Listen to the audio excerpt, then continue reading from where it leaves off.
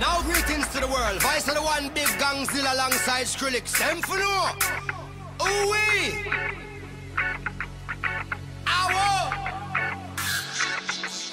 We must up the place, turn up the bass and make them all have fun.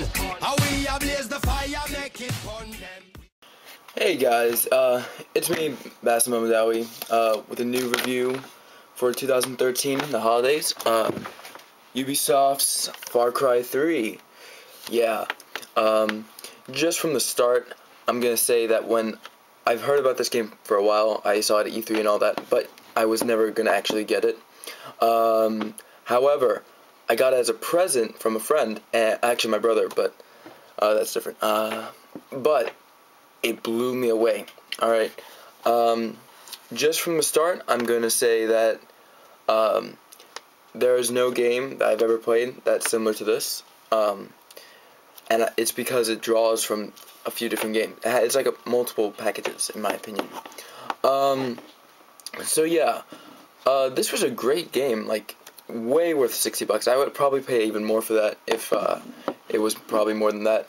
But yeah, you're basically on an island in like Bangkok, like near that area. You're playing as this guy Jason Brody, who went on a trip with his 5 friends and family from California, and you're basically learning how to become a killer in this game.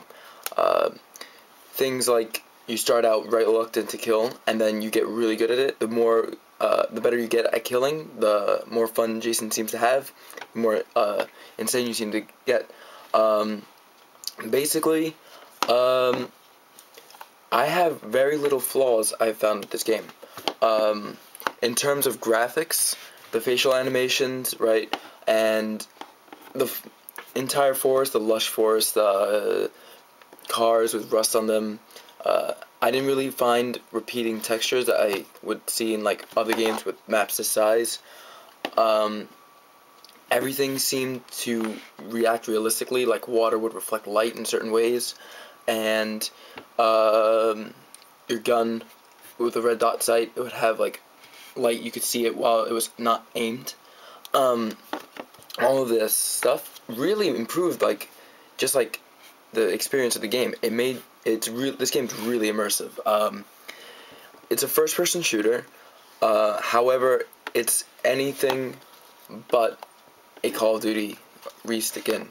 You can drive. It's an open world. The most apt I can make this game out to be would be a combination of a Grand Theft Auto, Assassin's Creed, and any first-person shooter. Just because of what you can do in the game. You can hunt, drive around if you want, and just go and kill people if you want. The world that they built, the team at Ubisoft, is really great. I found that I was actually traveling by car or running to my destination rather than use the fast travel, because I liked running around this place. If you look at my Assassin's Creed 3 review, I found it was really cool how they put sailor songs in the boat. I thought it made it more like it seemed realistic. But this game did the same thing with the car radio. It was just very simple songs that they would put. The music in this game is very techno, like dubstep and stuff. Now, I personally don't care for dubstep, but there were some parts where it actually really fit into the game. This one level, where I'm not going to spoil the story for why you're doing this, but you're setting fire to a field of marijuana, and then they put with a flamethrower. So you're using that. They use the dubstep, and it actually worked with that part. The Flight of the Valkyries and another mission where you're in that helicopter. It was just very small, minute details that they used in the game that really made it stand out. Everything was done in detail. Just when you get attacked by a shark, it will bite your hand, right, and eventually you have to attack it. It was just things like that. It didn't just hit you and that hurt you. I liked how everything was like that. The first-person driving mechanic in this game is really well done. everything feels like you are doing it. They have cutscenes in the game, but they never show you your own face. Maybe once in the opening, but barely. Yeah, in terms of just the gameplay, it's kind of the same. Like, the thing I like about this is the healing that you do in the game. Like, if you don't have a medical pack, and you heal yourself, it'll actually, you do like medication, like actual treatment, which I like is better than a first-person shooter where you just go away and you get healed. Things like you have a broken thumb, you'll break it, pop it back into place, or your wrist, you'll cover up cuts, you'll dig out bullets from your arms. All of this made the game feel really like they paid attention to every single detail. I would recommend this game to everybody who was above 17, because this game is not for minors.